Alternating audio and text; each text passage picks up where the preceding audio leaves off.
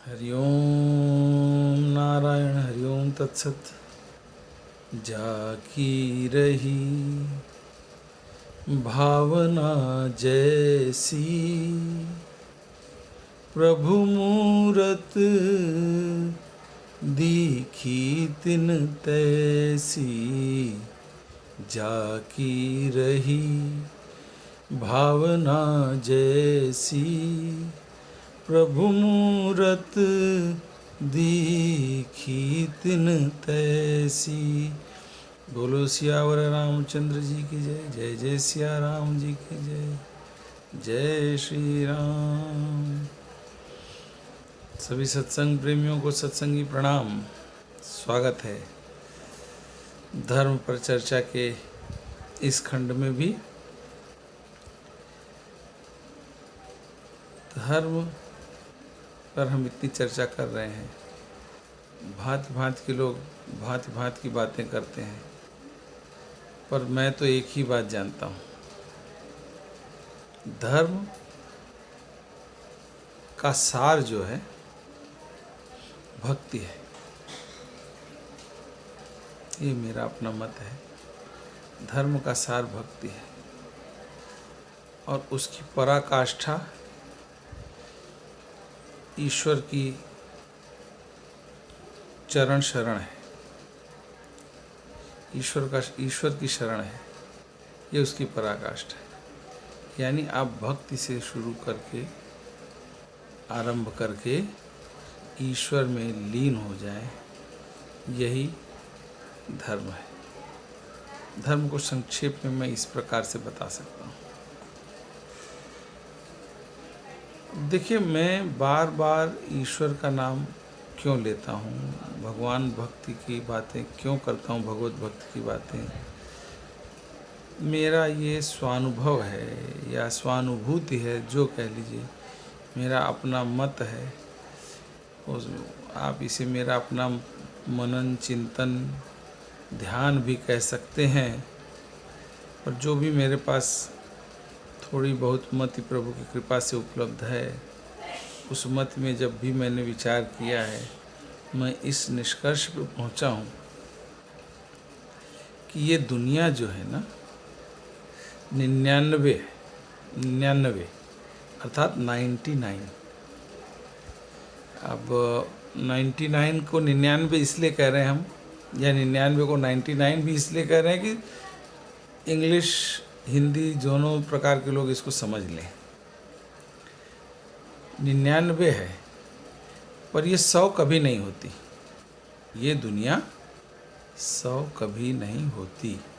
मेरा अपना मत है, मेरा अपना विचार है, मैं आप लोगों के साथ साझा कर रहा हूँ।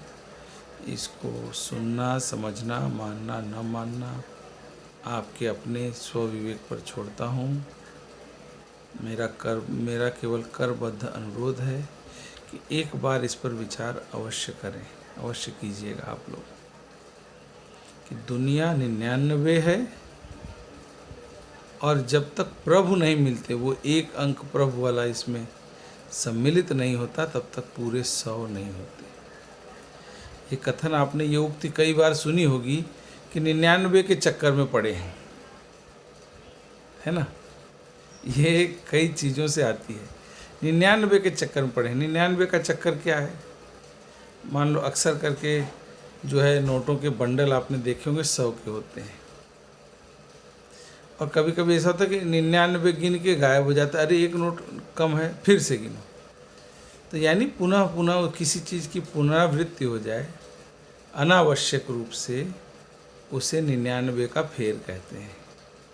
इसका भाव ये, उसका अभिप्राय ये कि आप वही चीज़ में जो काम हो जाना चाहिए उसमें परेशान है। एक्चुअली आप असल में आप परेशान हो गए हैं और आप उस काम को पूर्ण रूपेण संपादित नहीं कर पा रहे हैं। किसी अनावश्यक कारण से आप उलझे हुए हैं।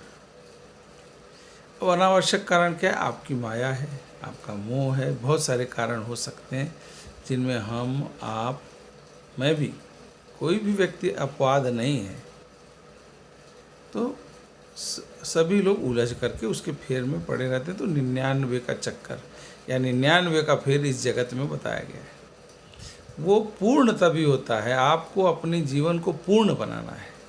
आपका अपना जीवन 100 तभी होगा, अर्थात 100% या 100 आउट ऑफ 100 तभी होगा जब आप ईश्वर की शरण में जाएंगे, जब आपको सद्गति की प्राप्ति होगी। बहुत धन कमाया, बहुत मान सम्मान कमाया, लेकिन सद्गति की प्राप्ति नहीं हुई, ईश्वर की शरण नहीं मिली, ईश्वर में लीन नहीं हो पाए आप, तो वो चक्कर 99 का ही रहता है।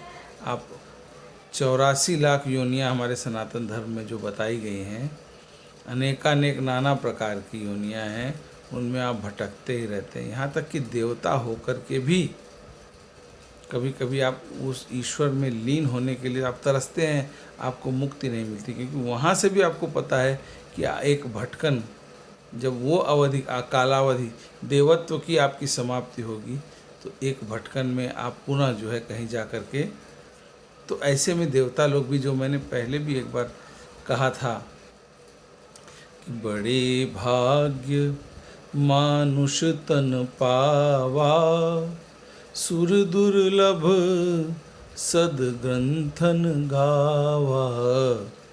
तो लोग कभी कभी आश्चर्यचकित हो सकते हैं कि भाई देवता लोगों को मनुष्य के तन की लालसा क्यों हो सकती है, क्यों कर।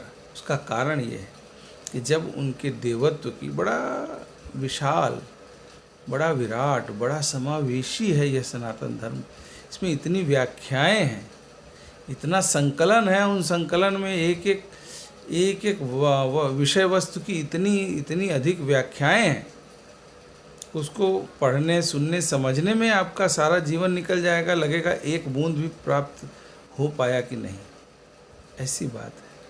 तो वो देवताओं का कालखंड इसमें बताया गया है। उनकी कालावधि भी जब समाप्त होती है, तो वो फिर अपने पुनरुत्थान के लिए मानव देह की कामना करते हैं, ईश्वर से प्रार्थना करते हैं कि हे ईश्वर, हमें मनुष्य बनाइए ताकि हम और भी अधिक फिर से अपना उत्थान कर सकें और इससे भी कहीं आगे जा कर के आप में लीन हो सकें। इस भाव को मेरा अनुरोध है, मेरा आग्रह है कि आप लोग अवश्य इस भाव को ध्यान में धरें कि हमें अंत में ईश्वर में लीन होना है। इस भाव में आप भाव विभोर हो जाएं, मैं भाव विभोर हो जाऊं, हम सब, इसी में हमारे समस्त मानव समाज का कल्याण है। हरि ओम नारायण। आज के लिए इतना ही। नारायणाय नमः। श्री नारायणाय नमः।